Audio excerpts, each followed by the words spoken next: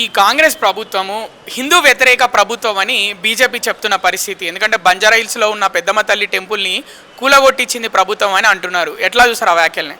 Cutter హిందువుల party Congress party. హిందువులందరూ ఎక్కువ కాంగ్రెస్ లో ఉంటారు. నాయన మేము పక్కా హిందువులము, మేము పేపర్ హిందువులం కాదు, మేము ఫేస్బుక్ హిందువులం కాదు, జన్మతః మేము హిందువులము.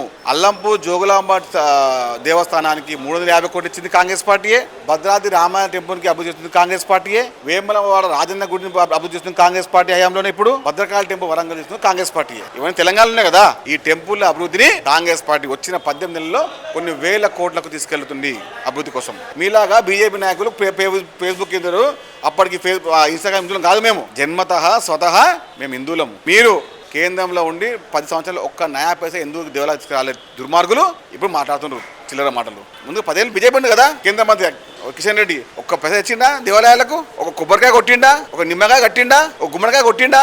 చెప్పండి. భద్రాద్రి రామలయం కూడా ఒక్క కొబ్బరికాయ కొట్టిన పాపన పోలేదు. అమ్మవారికి నిమ్మకాయ దండ వేసిన పాపన పోలేరు. ఇలాంటి దుర్మార్గులు మాట్లాడుతున్నారు హిందువుల గురించి, హిందూ వాదం గురించి, హిందుత్వం గురించి మాట్లాడుతూ ఉన్నారు. నవ్విపోతారు మిమ్మల్ని చూసి. గత 10 ఏళ్ళు మీరు అధికారంలో, ఇంకా 5 ఏళ్ళు అధికారం ఉన్నారు. ఒక్క న్యాయ పైసా దేవాలయాల కోసం ఒక్క రూపాయి దేని ఈ పెద్ద మనుషులు లబోదీపం మాట్లాడుతారు. మీ ముఖాలు అద్దాలు చూసుకోండి, చెప్పుకోండి. కొంచెమన్నా సిగ్గుదేని మనుషులు, సిగ్గు తప్పిన మనుషులు అన్ని ఏ బ్రాసి ముఖాలు వేసుకొని పొద్దున్న లోగానే పాసి పనులు పెట్టుకొని పాసి ముఖాలు వేసుకొని హిందువులని నట్టేట ముంచిందే బీజేపీ పార్టీ.